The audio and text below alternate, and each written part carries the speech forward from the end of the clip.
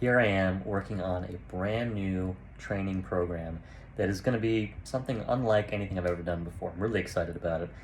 And what's so interesting is I'm still in the early phases of this process, and there is always a balance between planning and doing. And I've been doing this for over 13 years, and I still have a bit of a challenge sometimes on how to find that right balance. The key for me is, there's two different extremes. You can do all planning and really just get caught up in that and trying to get everything perfect before you even start and not make any mistakes, which is very easy to do as a perfectionist that I am.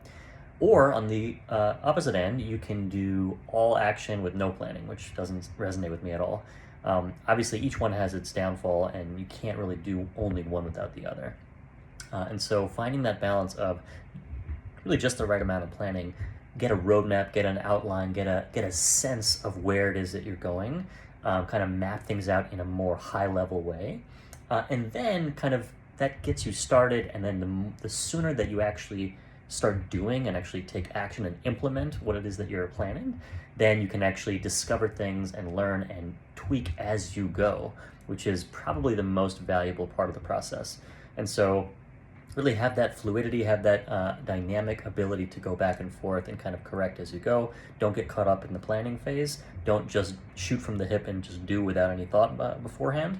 Find that right balance. If you ever struggle with that, or you want to kind of bounce some ideas about just the planning phase, about just the doing and the action, or even just finding that balance, send me a message, and I'd love to help you.